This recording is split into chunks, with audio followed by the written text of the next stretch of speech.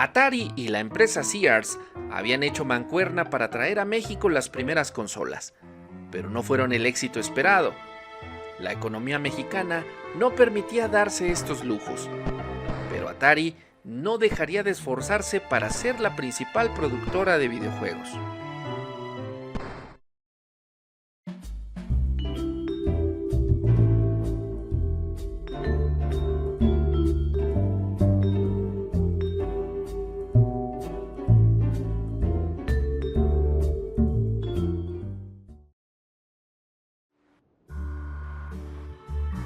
A finales de los años 70 y principios de los 80, México le decía adiós al presidente José López Portillo, que dejaría para la posteridad aquella frase en la que se comprometía a defender el peso como un perro, y le daba la bienvenida a Miguel de la Madrid, que pasaría a la historia por su comportamiento durante el sismo de 1985. De profesión abogado, Miguel de la Madrid prometió mejorar la economía mexicana en su campaña política. Sin embargo, la crisis económica que se arrastraba desde el sexenio anterior hizo que la inflación subiera más de un 100% cada año, por lo que para 1980 México se convertía en un país con una deuda externa considerable. Este endeudamiento provocó el recorte de apoyos gubernamentales, sobre todo en el sector agropecuario, y tras las negociaciones con los Estados Unidos, se sentaron las bases para lo que posteriormente se conocería como el Tratado de Libre Comercio.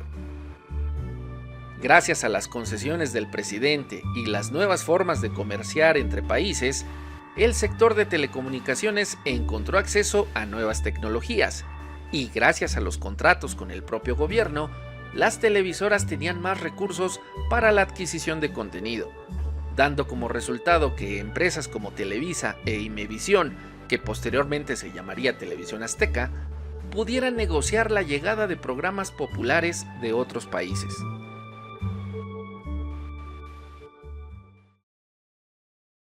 La ranita de metal. Nunca debes llorar. La vida es muy bella, hay que disfrutar. Y que soy el cielo,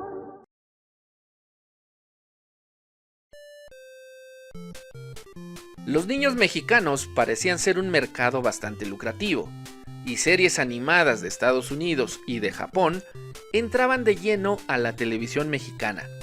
Las nuevas relaciones comerciales también traían nuevos juguetes. La era de la electrónica llegaba a nuestro país, algo que quedaría demostrado en 1977, cuando Atari lanzaba su primera consola profesional de videojuegos, la Atari 2600, una consola que llevó a los videojuegos arcade a los hogares de muchos niños en todo el continente americano. Los videojuegos arcade como Defender y Asteroids finalmente tenían una versión casera.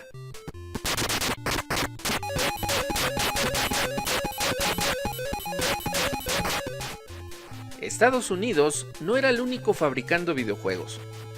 En Japón, la empresa Taito había diseñado el Space Invaders, que Atari compraría para llevarlo a sus máquinas arcade y a su nueva consola.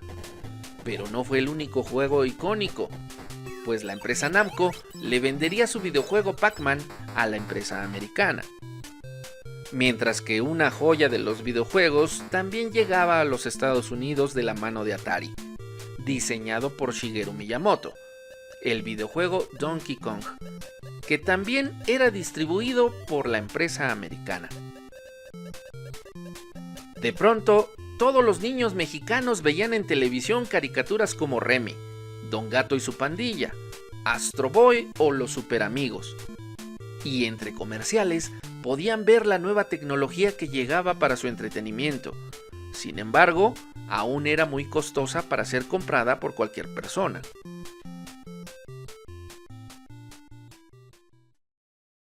Come cocos, come cocos, come cocos de Atari, come cocos, come cocos, come cocos de Atari, come cocos, come cocos, come cocos de Atari, come cocos. cocos de Atari, come cocos de Atari, come cocos de Atari,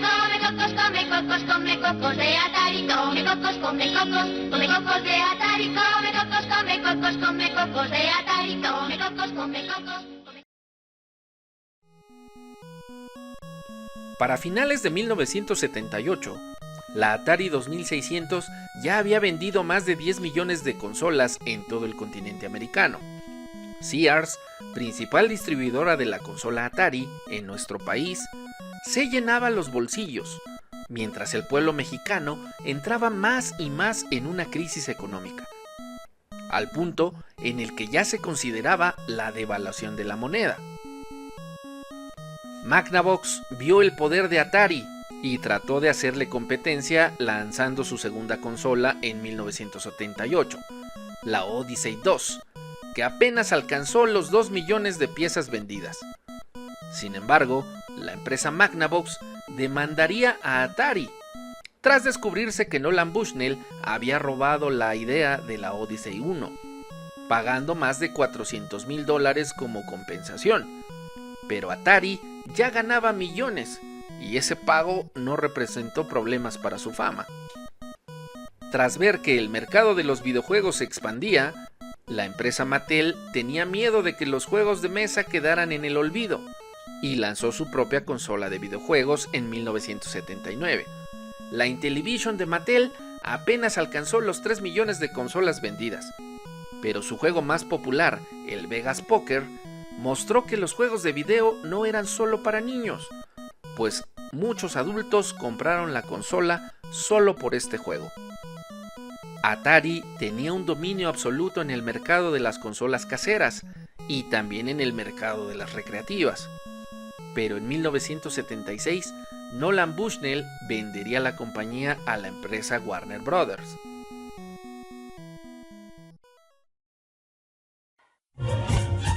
Super loco, extraordinario, fenomenoide, porque hasta más no poder, fenomenoide, rescata Washington DC, fenomenoide, cuando no hay nada en la TV, fenomenoide.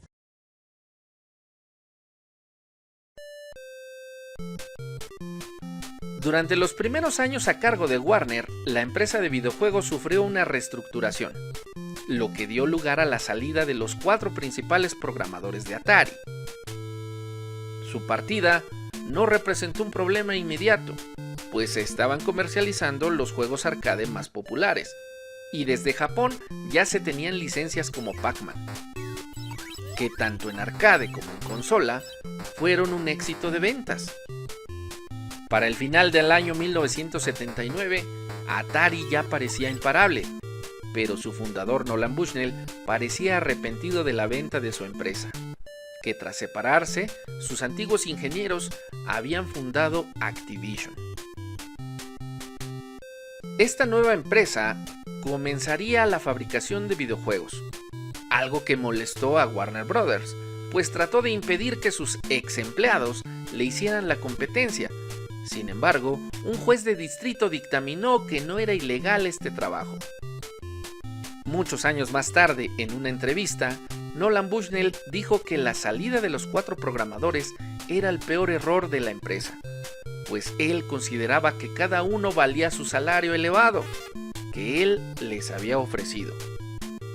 Algo que fue rápidamente confirmado cuando la empresa Activision lanzó su juego llamado Pitfall, el primer videojuego de plataformas de la historia.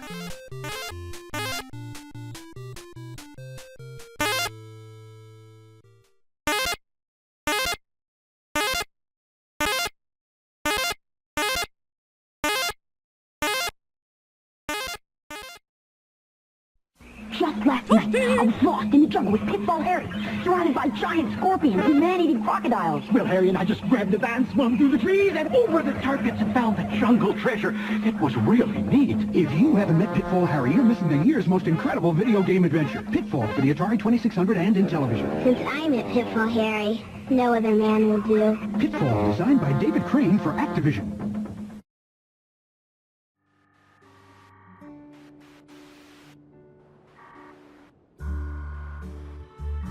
El México moderno apenas tomaba forma en 1979, Las primeras estaciones del metro en Ciudad de México apenas eran creadas. Estrellas nacionales como Rafael Márquez, Jacqueline Bracamontes o Jorge el Travieso Arce nacían este mismo año en el que el equipo de Cruz Azul fue campeón por sexta ocasión, y el Papa Juan Pablo II visitaba tierras aztecas por primera vez. Los niños mexicanos estaban más pendientes de los estrenos en televisión que de los lanzamientos de videojuegos.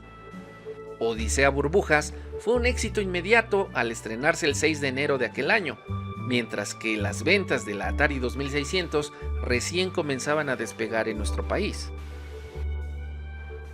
Y es que mientras los niños americanos jugaban en los salones de recreativas, los niños mexicanos seguían jugando en las calles. Comprar una consola era un lujo que el pueblo no podía darse, y las bicicletas vagabundo eran la primera opción para los regalos de diciembre. Mientras que en los Estados Unidos, el lanzamiento de Pitfall fue un acontecimiento que cambió la forma de hacer videojuegos, algo que no pasó desapercibido por las empresas creadoras de los mismos, alrededor de todo el mundo. Los videojuegos de plataforma parecían ser el futuro de los arcades y también de las consolas. El mundo de los videojuegos no volvió a ser el mismo. La empresa Atari tenía un competidor muy fuerte que sabía todos sus secretos, pues fue parte fundamental de su propia empresa. Atari había creado a su propia competencia y Activision los había superado en calidad y en número de copias vendidas. Una nueva creadora de videojuegos había nacido sin la necesidad de haber creado una consola. Comercializaba todos sus juegos. Las puertas estaban abiertas para que la infinidad de estudios que quisieran crearan sus propias obras. Grand Prix from Activision. Are you ready yet? Arcade players, get ready. The new Atari 5200 Super System is here. With a controller so advanced it plays arcade. Graphics so real it looks arcade. With arcade hits you can't play on any other system. No other home video system can touch it. The new Atari 5200 Super System. It's as good as you are, maybe even better. Next time.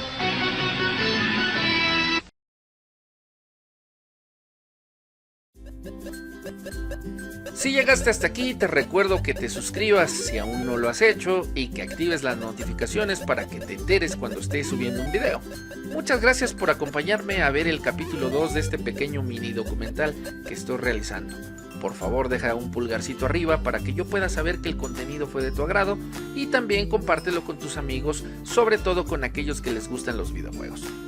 Y bueno, sin más por añadir, nos vemos en el próximo capítulo. ¡Sayonara!